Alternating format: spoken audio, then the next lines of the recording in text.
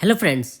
आज के इस जो वीडियो में हम लोग पढ़ेंगे उस टॉपिक का नाम है non alcoholic fatty liver disease, जिसको हम लोग शॉर्ट फॉर्म में कहते हैं NAFLD, non alcoholic fatty liver disease. ये अल्कोहल से नहीं होता है, इसका कारण और बहुत कुछ है और इसका बहुत सारे कारण जो है अभी तक पता नहीं लगा पाया गया है, इसीलिए इसको इडियोपैथिक भी बोलते हैं। तो याद रखिएगा, कोई भी चीज़ अगर हमें पता नहीं है उसको इडियोपैथिक कहिए या अननोन कहिए या क्रिप्टोजेनिक। क्रिप्टोजेनिक एक टर्म यूज किया जाता है जब कोई चीज़ का हमें काउजेस पता नहीं हो तो उसको क्रिप्टोजेनिक भी कहते हैं। तो ये इस तरह से इडियोपैथिक है, अननोन है और क्रिप्टोजेनिक है। अदर कॉजेज जिसके कारण non alcoholic fatty liver disease देखा गया है वैसे पेशेंट में जिसको डायबिटीज़ हो, वो भी कौन सा diabetes, diabetes type 2।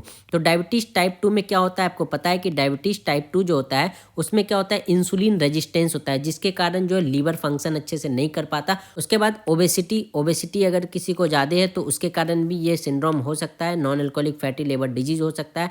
High amount of lipid अगर इन बॉडी में है तो क्योंकि लिपिड का मेटाबॉलिज्म स्टोर्ड होता है लीवर में, तो इसके कारण भी हो सकता है। और मेटाबॉलिक सिंड्रोम जैसे आप जानते हैं विल्सन डिजीज, हेमोक्रोमेटोसिस, ये सब के कारण भी जो है non alcoholic fatty liver disease हो सकता है। तो ये सब कॉजेज है। मेन कॉजेज अगर आपसे पूछा जाए तो ये इडियोपैथिक है, जिसका अभी तक पता नहीं लगाया गया है कि इसके कारण क्यों होता है। क्योंकि आपको पता है कि पहले जो है अल्कोहलिक लीवर डिजीज बहुत ज़्यादा होते थे, लेकिन अभी के टाइम में जो होता है non alcoholic fatty liver disease बहुत ज़्यादा पेशेंट में देखने को मिल जा रहा है। जो पेशेंट अल्कोहल कंज्यूम नहीं भी कर रहे उसको भी लीवर में फैटी लीवर हो जा रहा है। तो इसके कारण इसलिए बोला गया इसे non alcoholic fatty liver disease, और इसका स्टडी अब ज़्यादा इस पे किया जा रहा है कि क्यों हो रहा है ऐसा, लेकिन इसमें अभी ज़्यादा कुछ पता नहीं लगाया जा सका है। और अगर पूछा जाए इसमें क्या क्या सिम्टम देखने को मिलता है, तो मैं आपको बताया कि इसमें सिम्टम ज़्यादा नहीं देखने को मिलता है, इसीलिए इस पता नहीं लगता कि इसको non alcoholic fatty liver disease हो चुका है। तो इसलिए मोस्ट ऑफ द सिम्टम जो होता है ये सिम्टोमेटिक होता है। ये उसमें क्या होगा, राइट अपर क्वाड्रेंट में पेन होगा क्योंकि वहाँ पे लीवर है, तो राइट अपर क्वाड्रेंट में पेन दिखेगा। हेपेटोमेगेली दिखेगा अगर हम लोग देखते हैं अल्ट्रासाउंड में तो राइट अपर क्वाड्रेंट पेन दिखेगा।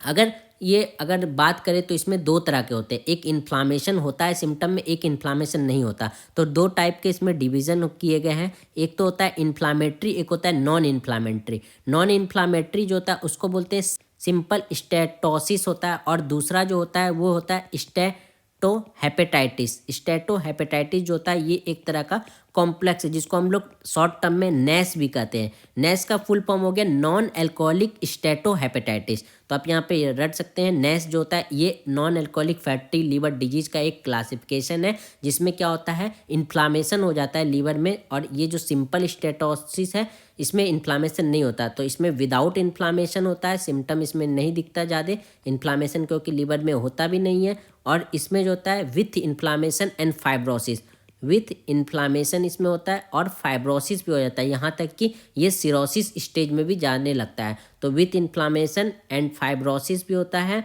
और लास्ट में ये एंड सिरोसिस भी कॉज कर जाता है। तो ये बहुत ज़्यादा डेंजरस है एज कम्पेयर टू सिंपल। तो ये क्लासिफिकेशन हो गया, जिसके कारण सिम्टम्स के बेसिस पे ये क्लासिफिकेशन देखा जाता है। अगर आपसे पूछा जाए कि ये मैक्रोवेस्कुलर स्टेटोसिस ज़्यादा होता है या माइक्रोवेस्कुलर, तो आपको याद रखना है मैक्रोवेस्कुलर होता है। मोस्टली जो ये होता है मैक्रोवेसिकुलर देखने को मिलता है, माइक्रोवेसिकुलर नहीं देखने को मिलता। जैसे आप पढ़े होंगे रे सिंड्रोम, तो ये रे सिंड्रोम जो होता है जिस पेशेंट में, उसको भी होने का कारण रहता है NAFLD, मतलब non alcoholic fatty liver disease. अब पढ़ते हैं कि इसका डायग्नोसिस हम किस तरह से करते हैं। डायग्नोसिस करने के लिए हम लोग क्या करेंगे, सबसे पहले देखेंगे लीवर फंक्शन टेस्ट करेंगे, जिसमें आपको दिखेगा कि AST का वैल्यू जो होता है और ALT का वैल्यू जो होता है लेस देन 1 है। मैंने आपको बताया था, आपने अगर वीडियो देखा होगा अल्कोहलिक लीवर डिजीज़ में, तो मैं बताया था कि AST अपॉन ALT जो होते हैं वो ग्रेटर देन 2 होते हैं। ये होता है अल्कोहलिक लीवर डिजीज में। लेकिन यहाँ पे आप देख सकते हैं non alcoholic fatty liver disease जो है इसमें आपको AST अपॉन ALT जो है लेस देन 1 दिखेंगे। तो ये डिफरेंस है, देखिए अल्कोहलिक लीवर डिजीज और नॉन अल्कोहलिक लीवर डिजीज में डिफरेंस यही है। यहाँ पे आप देख सकते हैं सबसे बड़ा डिफरेंस ये है। LFT टेस्ट करेंगे तो यहाँ पे AST अपॉन ALT जो है लेस देन 1 आएगा।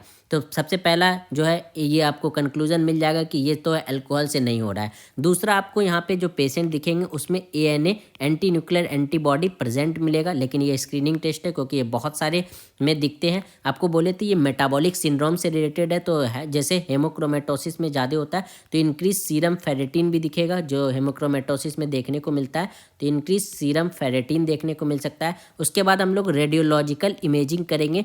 रेडियोलॉजिकल इमेजिंग अगर करते हैं तो उसमें हम लोग यूज कर सकते हैं अल्ट्रासाउंड कर सकते हैं, या तो पेशेंट का CT स्कैन कर सकते हैं, या MRI कर सकते हैं। तो इसमें आपको क्या देखने को मिल सकता है, अगर आप ये सब से देखेंगे तो आपको अगर पेशेंट में ओबेसिटी ज़्यादा है तो उसमें आपको देखने को मिलेगा मोस्टली डिटेक्ट ऑफ प्रेजेंस और detection of presence of fats दिखेगा, फैट ड्रॉपलेट दिखेगा। और अगर हमें पूरा अच्छे से डायग्नोसिस करना है तो हमें क्या करना पड़ेगा, लीवर का बायोप्सी करना पड़ेगा।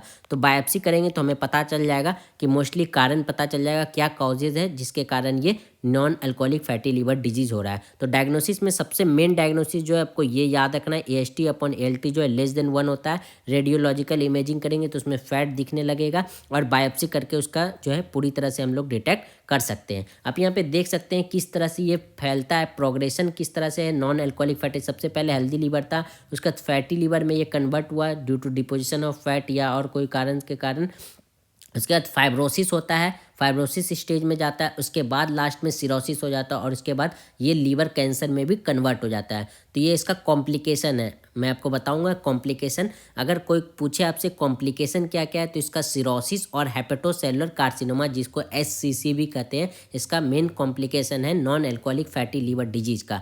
यहाँ पे हम पहले बात करते हैं ट्रीटमेंट का, उसके बाद हम कॉम्प्लिकेशन आपको लिख देंगे। ट्रीटमेंट रहेगा तो इसमें क्या है, सबसे पहले पेशेंट को बोलेंगे कि अगर ओबेसिटी ज़्यादा है तो वेट को कम करो, मतलब एक्सरसाइज करो, डाइट को मेंटेन करो। एक्सरसाइज करने बोलेंगे, डाइट मेंटेनेंस करेंगे, डाइट प्लानिंग अच्छे से करने बोलेंगे। कोलेस्ट्रॉल को जो है उसको कम करना होगा क्योंकि high level of cholesterol lipid हो गया बॉडी में, तो कोलेस्ट्रॉल डिक्रीज करेंगे।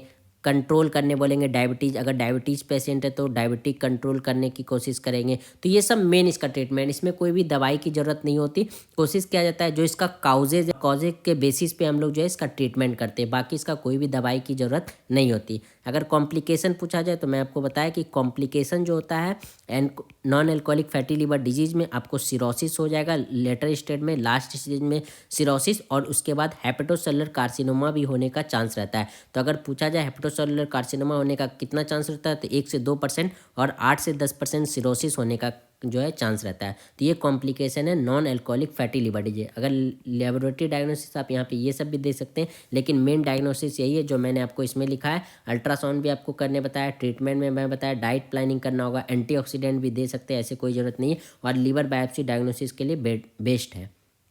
तो यही था non alcoholic fatty liver disease. आपको कोई भी क्वेश्चन है तो आप कमेंट सेक्शन में पूछ सकते हैं। Thank you so much.